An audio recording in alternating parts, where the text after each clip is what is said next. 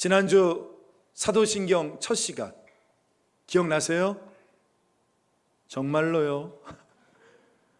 해맑은 얼굴로 저를 쳐다보셔가지고 기억나는지 안 나는지 모르겠네. 자, 그러면 질문을 드려볼게요.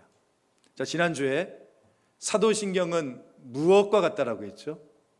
무엇과 같다? 네, 그렇죠. 뭐요? 열쇠, 암호와 같다. 기억나세요? 비밀번호와 같다라고 말씀을 드렸습니다. 사도신경은 믿음의 세계로 들어가는 비밀번호, 그러니까 패스워드와 같아서 이 사도신경은 마음으로, 진정으로, 신앙으로 고백을 드리며 이 믿음의 문을 열고 들어가면 거기에 누가 계신다고 했어요? 누가? 그래요. 전능하신 엘샤다이 하나님, 하늘과 땅과 나를 창조하신 창조주 하나님께서 나를 맞이하고 계신다. 그래서 사도신경은 믿음의 세계로 들어가는 패스워드다. 제가 지난주에 말씀을 드렸습니다. 오늘은 두 번째로 제가 좀 이렇게 말씀드리고 싶어요. 사도신경은 프로포즈다라고 말하고 싶습니다. 뭐요? 프로포즈다. 여러분, 요즘 젊은이들에게 프로포즈가 굉장히 중요하대요. 알고 계셨습니까? 뭐 저 때만 하더라도 별로 그렇지 않았던 것 같거든요. 저만 그랬나? 모르겠는데. 그래서 저 같은 경우는 프로포즈를 어떻게 했냐면 아내에게 이제 책 한 권 이렇게 손에 쥐어주면서 내 아이를 낳아도 막 그러니까 우리의 가족이 되어져, 우리의 가족이 되어. 그러면서 제가 이제 어저께 사실은 설교 준비하면서 정확하게 기억이 안 나길래 물어봤어요. 내가 어떻게 프로포즈를 했지? 했더니 여보 프로포즈 안 했거든. 막 그렇게 이야기하는 거예요. 그러니까 저희 때에는 프로포즈에 대해서 그렇게 모르겠습니다. 저만 그랬는지. 아무튼 저 결혼했잖아요. 근데 요즘에는요, 어떤 이벤트가 곁들여지지 않는 프로포즈를 한다? 그럼 어떻게 됩니까? 큰일 납니다. 장가 못 가요. 진짜 그래요. 결혼 정년기를 앞두고 있는 청년, 교제하는 여친이 있는 한 청년에게 물어본 적이 있어요. 너 왜 결혼 안 하냐고. 근데 이런 말을 대답을 하더라고요. 네, 프로포즈를 아직 안 했어요. 그러니까 결혼할 생각을 가지고 있는데 프로포즈를 안 했기 때문에 아직 결혼하지 못했다. 결혼까지 가지 않았다는 겁니다. 여러분, 아주 좋은 비유라고 저는 생각을 합니다. 우리가 마음으로 우리의 신앙을 통해 하나님이 어떤 분이라는 그 어떤 믿음의 고백을 가지고 있지만 진짜 중요한 것은요, 그것을 우리의 입술로 고백하는 것이 너무나 중요하다는 것이에요. 이게 제 이야기가 아니고요, 여러분 성경이 말하는 이야기입니다. 로마서 10장 9절부터 11절 말씀 같이 한번 읽어볼까요? 우리 같이 한번 고백해 봅시다. 시작. 내가 만일 내 입으로 예수를 주로 시인하며 또 하나님께서 그를 죽은 자 가운데서 살리신 것을 내 마음에 믿으면 구원을 받으리라. 사람이 마음으로 믿어 의에 이르고 입으로 시인하여 구원에 이르느니라. 성경이 이르되 누구든지 그를 믿는 자는 부끄러움을 당하지 아니하리라 하니. 여기까지. 여러분, 우리들이 마음으로는 믿을 수가 있어요. 마음으로 믿을 수 있지만 입술로 시인하여 구원에 이르게 되어지고, 그럴 때 우리들의 이 고백을 통해서 하나님이 우리를 부끄럽게 하지 않으신다. 그렇게 말씀을 하고 있습니다. 그러면서 저에게 이런 생각이 드는 거 있죠. 하나님, 우리가 신앙생활 가운데 우리가 부끄러움을 당하는 이유 중에 하나가 우리들이 진짜 우리의 믿음을 고백하지 못해서가 아닐까요? 이런 생각이 드는 겁니다. 그러면서 오늘 이 사도신경 강해를 또 이어나가면서 제 마음속에 이런 소망이 생기기 시작했어요. 하나님, 오늘 이 사도신경 강해를 시작하면서 이것이 우리들의 입술 속에서 확실하게 고백되게 하소서. 이런 마음의 소망이 생겼어요. 확실하게 고백되게 하소서. 자, 그렇다면 오늘 시간에 우리 한번 다시 오른손을 가슴에 대고, 오늘 사도신경의 첫 문장이죠, 라틴어 원어로 우리 해석된 부분을 같이 한번 읽어보도록 하겠습니다. 밑에 한번 띄워주시면, 자, 우리 같이 한번 고백해 볼까요? 시작.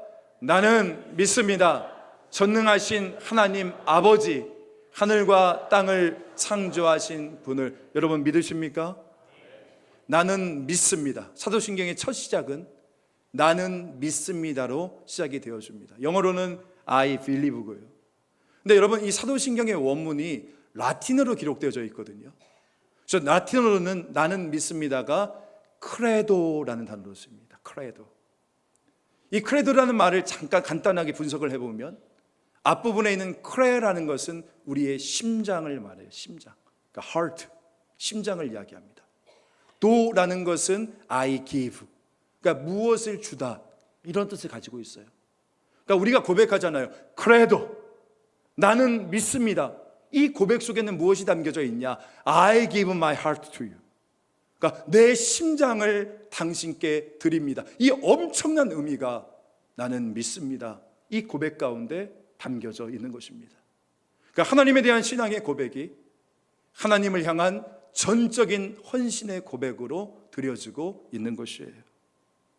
그래서 여러분, 이 나는 믿는다, 크레도라는 이 단어 속에는요, 첫 번째로 나는 이 기록된 중요한 교리들에 대해서 동의합니다, 이런 지적 동의를 이야기하고 있고요. 또한 나는 그것이 그대로 이루어질 것을 신뢰합니다. 우리의 심령의 고백이 담겨져 있고요. 또 그 다음에는 내 헌신에 대한, 내 심장을 드립니다. 그러니까 내 자신의 전부를 하나님께 드립니다. 헌신의 고백이 담겨져 있고요. 마지막으로는요, 이 모든 내용과 말씀이 옳기 때문에 내가 이 말씀대로 순종하기로 결단합니다. 이 순종을 같이 말하는 게 크레도, 나는 믿습니다에 포함되어져 있거든요. 따라서 여러분, 우리가 주일 예배를 드릴 때마다 매일 우리가 매 주일마다 사도신경을 암송하지만 정말 이때 우리가 기억해야 될 것은 무엇이냐면, 나는 정말 하나님 앞에 내 심장을 빼서 드리는 만큼 그 마음으로 하나님께 이 믿음을 고백하고 있는가?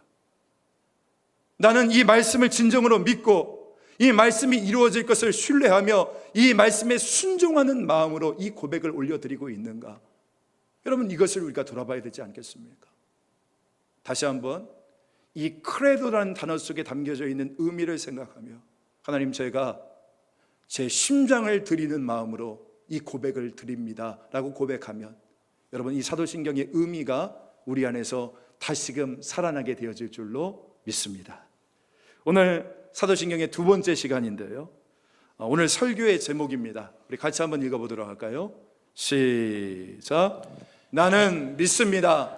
전능하시고 하늘과 땅을 지으신 하나님이 나의 아버지이심을. 여러분, 성경을 보면 하나님과 우리 사이의 관계를 다음과 같은 세 가지로 묘사하더라고요. 첫 번째는 목자와 양의 관계입니다. 두 번째로는 신랑과 신부의 관계예요. 네, 마지막 세 번째가 중요한데, 세 번째로는 하나님과 우리 사이를 아버지와 아들 사이로 이야기하고 있어요. 이게 성경 전체를 관통하고 있는 아주 중요한 테마입니다. 그래서 사도신경의 첫 문장이 어떻게 시작하냐면, 전능하사 천지를 지으신 하나님 누구요? 아버지를 믿사오니. 이렇게 되어지는 거예요. 사실 예수님께서도 이 사실을 우리에게 인식해 주시기 위해서 얼마나 애쓰셨습니까? 예수님이 가르쳐 주신 기도, 주기도문의 첫 시작도 이렇게 시작되어집니다. 그러므로 너희는 이렇게 기도하라. 하늘에 계신 우리 아버지요. 그러니까 예수님 스스로도 이 성부 하나님에 대해서 아버지라고 부르실 뿐만이 아니라 우리들에게도 아빠 하나님, 그러니까 그렇게 멀리 계시는 하나님이 아니다, 너희의 아빠 하나님이시다. 아빠. 이 아빠가 여러분 아람어로 아바잖아요. 아바. 이 아바를 얼마나 강조하고 있습니까? 여러분, 그래서 구약을 보면요, 이 하나님의 존칭을 드러내는데 가장 많이 사용되어지는 게 여호와고요, 신약에서는 하나님을 가장 많이 드러내는 게 바로 아버지예요. 아버지, 아빠라는 말입니다. 그래서 여러분, 로마서 8장 14절 15절 말씀을 보면 저와 같이 한번 읽겠습니다. 시작. 무릇 하나님의 영으로 인도함을 받은 사람은 곧 하나님의 아들이라. 너희는 다시 무소하는 종의 영을 받지 아니하고 양자의 영을 받았으므로 우리가 누구라고요? 아빠, 아버지라고 부르짖느니라. 그러니까 여러분, 우리가 하나님을 아버지라고 부를 수 있는 것, 이 자체가 복음의 은혜인 거예요. 예수 그리스도를 믿음으로 말미암아 구원받은 자녀들에게 주시는 하나님의 특권이요 선물이 되어지는 것입니다. 그래서 종교개혁자 마르틴 루터는 이런 이야기를 했습니다. 하나님은 우리에게 하나님보다는 아버지가 되길 원하신다. 여러분 기억하세요? 우리 하나님은요, 모든 것을 다 하시고 모든 것을 행하시고 모든 것을 창조하시고 모든 것을 지금도 섭리하시는 천지를 창조하신 전능하신 하나님이시지만 그가 오늘 나의 그리고 우리의 아버지가 되어진다는 이 사실, 이것이 우리에게 주는 의미가 얼마나 풍성한지 모르겠습니다. 그렇다면 여러분, 이 전능하신 하나님이 나의 아버지가 되어진다는 이 사실이 우리에게 주는 특별한 의미는 무엇일까? 두 가지 조금 말씀드리고 싶어요. 첫 번째는 무엇이냐면, 여러분, 전능하신 하나님과의 인격적인 관계가 열렸다, 이런 의미가 되어집니다. 하나님이 나의 아버지가 되어주신다는 것은요, 그분과의 나의 길이 열렸다는 거예요. 이게 얼마나 중요한 사건이냐면 기억하실지 모르겠는데 2000년대 초반까지 우리 한국 사회에서 나름 인기 있었던 승용차가 한 대 있었습니다. 아마 기억나실지 모르겠어요. 사진 한번 보여주실까요? 현대에서 나온 엘란트라라는 차예요. 저게 이제 아반떼로 이름이 바뀌었던 걸로 제 기억이 있는데, 저 엘란트라 차량이 굉장히 인기가 있었어요. 아마 남성분들은 기억을 하실 겁니다. 그 당시에 이 중동의 이스라엘에서도 이 엘란트라를 수입해 갔어요. 그런데 이스라엘 현지에서는 이 엘란트라의 이름이, 그 다음 사진 한번 보여줄까요? 저렇게 란트라로 바뀌었습니다. 앞에 L자가 빠졌어요. 란트라로 바뀌었어요. 왠 줄 아세요? 눈치채셨겠지만 히브리어로 엘이 뭐예요? 엘? 하나님이잖아요. 엘 샤다이. 이 하나님이라는 이름이 나오기 때문에 L자를 빼버리고 란트라라는 수출명도 판매가 되어지게 되어집니다. 여러분 왜 그러냐면, 여러분 이스라엘 구약 역사를 보면 이스라엘 사람들은요, 하나님의 이름을 직접 거명하는 것을 진짜 부담스럽게 여겼어요. 왜냐하면 혹시라도 하나님의 이름을 부르다가 부지불식간에 제3계명이 있죠. 3계명이 뭡니까? 여호와의 이름을 망령되이 일컫지 말라. 이 계명을 위반할까 봐 너무나 두려웠던 겁니다. 그래서 구약 성경을 읽다가도 여러분 성경 중에 이런 문장이 나올 거 아닙니까? 여호와께서 말씀하시되, 이런 문장이 나왔다고 쳐요. 여호와를 우리가 히브리어로 야훼라고 읽기도 하는데, 그럼 어떻게 읽어야 됩니까? 야훼라고 읽어야 되는데 뻔히 야훼라고 나왔는데 이스라엘 사람들은 어떻게 읽었는지 아십니까? 아도나이로 읽었어요. 아도나이는 우리말로 주님이란 뜻이에요. 주님. 그러니까 하나님의 이름을 직접 못 불러. 그래서 우회적으로 순화시켜서 여호와라고 불러야 되는데 주님이라고 말할 정도로 하나님의 이름을 직접 부르지 못하고, 때로는 직접 묵음 처리를 합니다. 아예 안 불러. 주어를 빼버려요. 그래서 그냥 말씀하시니 하면 우리는 아는 거죠. 아, 하나님이 말씀하시니. 그러니까 그만큼 이 하나님과의 인간 사이의 구별, 그 거리감을 중요시했던 것이 바로 이스라엘 백성들이었어요. 감히 범접할 수 없는 하나님, 칼바르트가 이야기했던 것처럼 절대적 타자, 그러니까 우리하고 완전히 차원이 다르신 하나님, 우리가 이름조차 부르지 못하는 그 하나님, 여러분 그렇게 벌벌 떨리는 마음으로 하나님을 대하니까 어떻게 구약의 신자들이 하나님을 아버지라고 친밀하게 부를 수가 있었겠습니까? 근데 놀라운 사실은 무엇이냐면, 이제 예수님께서 스스로 하나님을 아버지라고 부르실 뿐만이 아니라 우리들에게로 아빠라 부를 수 있도록 가르쳐 주셨다는 것이에요.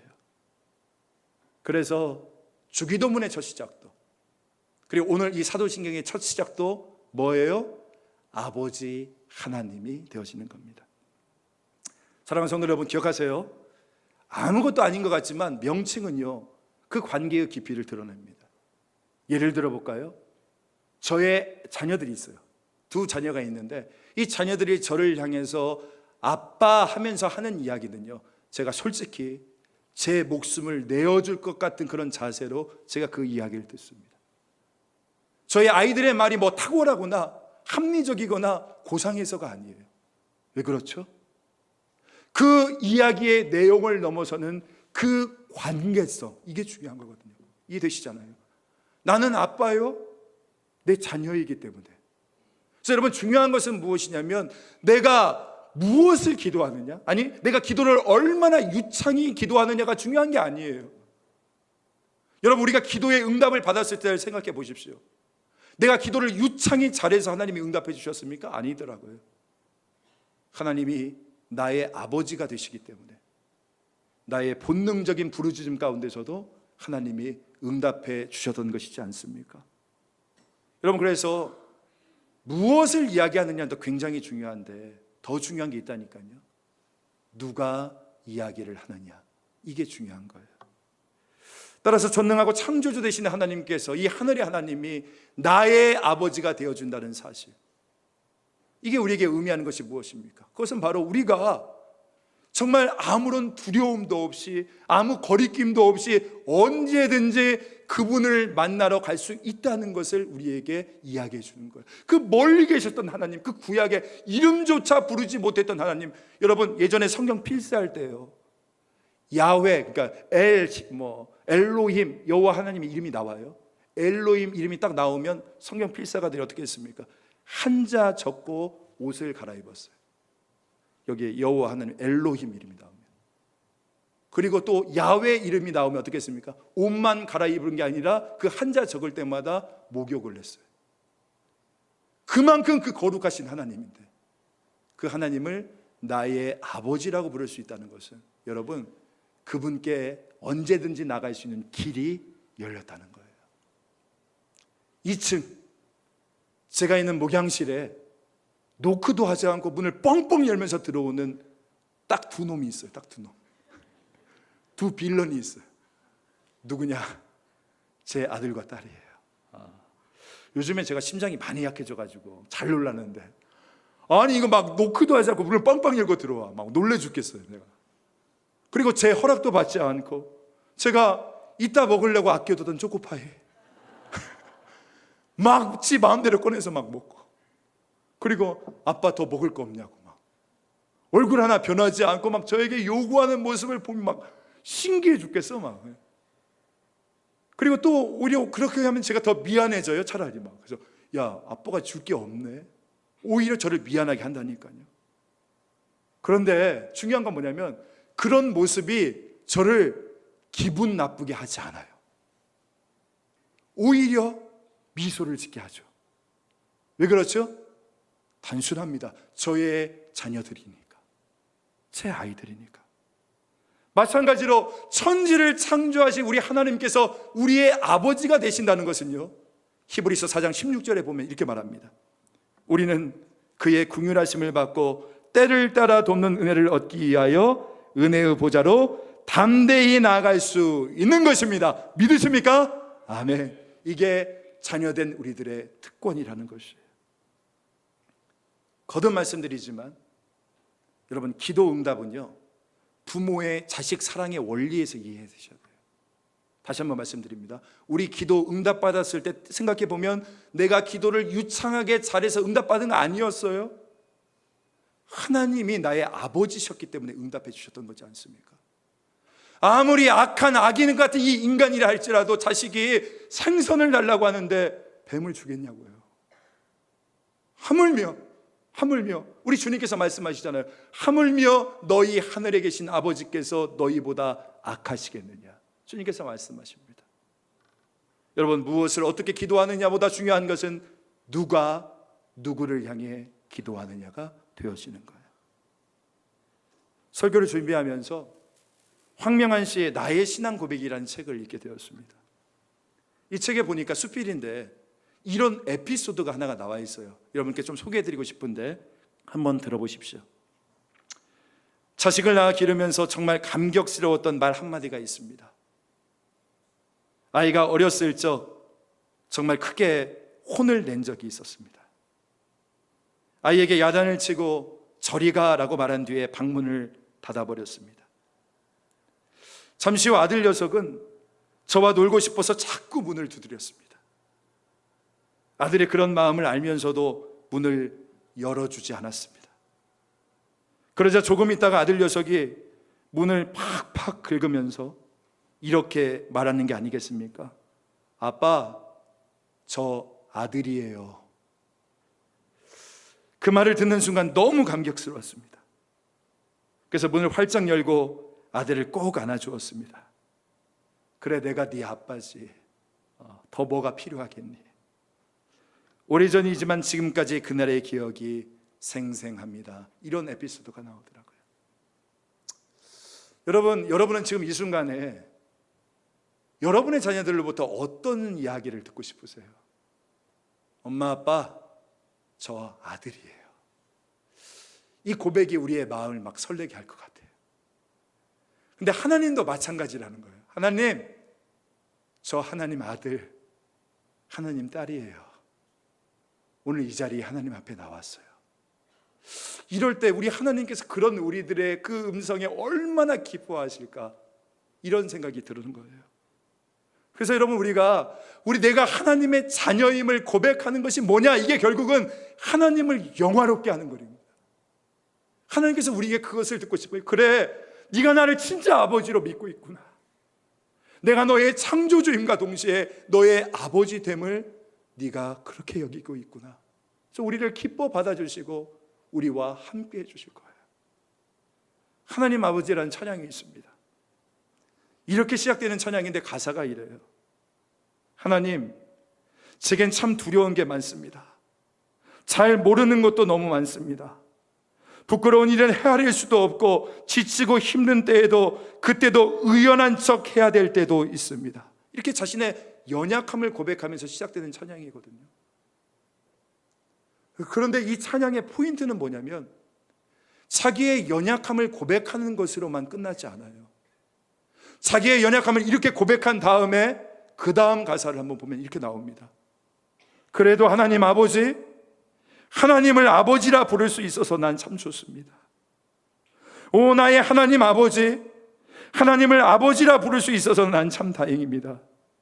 오 나의 하나님 아버지, 하나님을 아버지라 부를 수 있어서 참 좋습니다. 아주 짧은 찬양인데요, 이 짧은 찬양에서 계속 반복되어지는 것이 하나님을 아버지라 부를 수 있어서 난 참 좋습니다. 하나님을 나의 아버지라고 부를 수 있어서 난 참 다행입니다. 제가 지난 한 주 이 찬양을 듣고 들으면서 얼마나 마음속에 큰 위로를 받았는지 몰라요. 여러분, 우리가 이 땅을 살아가면서 불안한 일들이 찾아오고 두려운 일들도 찾아오고 또 내 존재가 너무나 초라해지는 일들이 우리 가운데 있지 않습니까? 근데 그럴 때마다 그래도 하나님을 아버지라고 부를 수 있다는 이 사실, 그 하나님이 나의 아버지가 되어진다는 이 사실을 자각하는 그 순간에 제 안에 얼마나 뜨거운 안도감이 찾아오는지요. 주 안에서 사랑하는 성도 여러분, 우리 이거 꼭 고백해야 돼요. 아빠, 저 원석이에요. 늘 넘어지지만, 늘 두렵고 불안해하지만 아빠 사랑해서 오늘 이 자리에 왔어요. 저와 함께 해주세요. 하나님, 이 고백 우리 가운데 듣기를 원하세요. 하나님의 긍휼하심에 기대어서 은혜의 보좌로 담대히 나아가는 그 자녀의 모습을 우리 하나님은 오늘 이 자리 가운데 원하시는 거예요. 오늘 혹시 넘어지셨습니까? 여러분의 삶에 많은 여러 가지 인생의 폭풍들이 옵니까? 우리에겐 아버지가 계세요. 그 아버지의 넓은 품 안으로 아빠 사랑해서 오늘 이 자리에 왔어요. 나를 도와주세요. 주님께 고백함으로 그 전능하신 천지를 지으신 하나님께서 나의 아버지 되심의 그 은혜를 누릴 수 있는 오늘 저와 여러분 되시기를 주 예수님의 이름으로 간절히 축원합니다. 두 번째로, 전능하신 하나님이 내 아버지가 된다는 사실이 우리에게 주는 특별한 의미는 무엇이냐면 우리를 끝까지 책임져 주신다는 거예요. 끝까지 책임져 주신다. 마태복음 6장 31절에 보면 그러므로 염려하여 이르기를 무엇을 먹을까, 무엇을 마실까, 무엇을 입을까 하지 말라. 여러분, 솔직한 우리의 가장 큰 고민이 뭡니까? 아마 그럴걸요? 잘 먹고 잘 사는 거. 올 하반기도 제발 잘 벌고 잘 먹고 잘 살았으면 좋겠다. 이게 우리의 마음의 소망 아닙니까? 근데 우리 예수님께서 여기에 대해서 뭐라고 말씀하시는지 여러분 한번 들어볼까요? 6장 32절 이렇게 말합니다. 여러분들이 읽겠습니다. 시작. 이는 다 이방인들이 구하는 것이라 너희 하늘 아버지께서 이 모든 것이 너희에게 있어야 할 줄을 아시느니라. 이런 말이겠죠. 너희들 그렇게 먹고 사는 일에 집중하면서 살지 마. 돈 문제에 너무 염려하지 마. 너희 하늘의 아버지께서 너의 모든 필요를 이미 다 알고 계신다니까. 너희는 공중의 새보다 더 귀하고 너희는 드레핀 백합보다 더 아름다운 존재야. 너희는 내 새끼야, 내 새끼. 근데 왜 먹고 사는 일에 두려워하고 염려하니? 내가 책임져 줄게. 내가 도와줄게. 내가 너의 아버지잖아. 내가 너의 아버지인데 왜 두려워하고 염려하니? 지금 하나님께서 그렇게 말씀하시는 거 아닙니까? 여러분, 삶의 고통과 어려움 속에서 이런 자상하신 하나님의 아버지의 손길과 그 목소리를 가장 많이 경험했던 사람이 누굴까 생각해 보니까 바울이 떠올랐어요. 바울이 얼마나 많은 삶의 고난과 어려움 속에 있었습니까? 근데 그는 고난 속에서 무너지지 않죠. 왜? 하나님이 아버지시니까. 그 아버지가 내 인생을 꽉 붙잡고 있으니까. 그래서 바울이 빌립보서 4장 6절 7절에서 이렇게 고백하는 거 아닙니까? 아무것도 염려하지 말고 다만 모든 일에 기도와 간구로 너희 구할 것을 감사함으로 하나님께 아뢰라. 그리하면 모든 지각에 뛰어난 하나님의 평강이 예수 그리스도 안에서 너희의 마음과 생각을 지키시리라. 믿으십니까? 아멘. 아무것도 염려하지 말고 공중의 새도 드레핀 백합화도 먹이시고 지으신 하나님께서 너희의 아버지이신데 네가 왜 염려하고 있느냐 말씀하시는 거예요. 제게도 그런 순간들이 순간순간 있었던 것 같아요. 미국에서 목회지를 찾지 못해서 이 미래에 대한 두려움에 가득 차 있었을 때, 그래서 매일 새벽 5시에 일어나서 학교 건물 청소하면서도 또 공부와 사역을 병행하느라 이 몸과 마음이 다 지쳐 있을 때, 또 통장의 잔고는 이 바닥이 나서 100만 원 이하로 찍히더라고요. 야, 진짜 이제 다 그만두고 한국으로 돌아가야 되나? 이 기로에 섰을 때. 그래서 너무나 힘들고 너무나 두려웠나 말이지, 이 무릎에 얼굴을 파묻고 아버지 아버지 하면서 부르짖으며 기도했을 그때에 하나님 아버지께서 저의 작은 신음 가운데 응답해 주시며 저의 앞길을 열어주셨어요. 열어주셨습니다. 정말 신기하게도 막혔던 사역의 길을 열어주셨어요. 그래서 제가 6년 동안 유학생활하면서 정말 좋은 교회 만났어요. 좋은 성도들 목회하게 되어지고, 또 거짓말처럼 이 통장의 잔고가 바닥이 났을 때 하나님이 생활이 가능하도록 정말 신비하게 물질의 길을 열어주시더라고요. 그래서 더 이상 새벽에 학교 건물 청소하지 않고 공부와 사역만을 집중할 수 있는 그 길을 하나님이 열어주셨다니까요. 그래서 저는 늘 고백하는 게 있어요. 하나님께서 나의 아버지로서 나를 돌보아 주신다는 것에 대한 이 간증이 저희 가정 가운데 넘쳐나요. 이루 말할 수가 없는 거예요. 나의 아버지께서는 가장 좋은 길로 나의 삶을 인도해 주시고, 나의 아버지는 그 누구보다도 선하신 분이시고, 그래서 그 아버지께서 오늘 또 내 삶을 친히 책임지고 주신다는 그 확신과 신뢰를 가지고 엎드렸을 때에 제 인생의 앞길을 열어주시는 그 살아계신 하나님을 나의 하나님으로 경험하게 되었습니다. 여러분, 우리 하나님께서 살아계세요. 살아계신 하나님이 여러분의 아버지가 되세요. 내가 믿고 또 의지함은 내 모든 형편 다 아시는 주님, 늘 돌보아 주실 것을 내가 확실히 하네. 이것이 저와 여러분의 고백이 되어지길 간절히 소망합니다. 그렇게 마지막으로 우리 아버지 하나님에 대한 우리의 반응은 무엇이냐? 무엇이 되어야 되겠습니까? 끝까지 책임져 주시는 그 하나님에 대한 우리의 반응은 무엇이어야 될까요? 따라해 볼까요? 신뢰. 신뢰예요, 신뢰. 하나님을 향한 절대적인 신뢰가 우리 가운데 필요한 겁니다. 여러분, 모세의 어머니 요게벳 아시죠? 요게벳이 모세를 낳았을 때 애굽 왕 바로가 명령을 내리잖아요.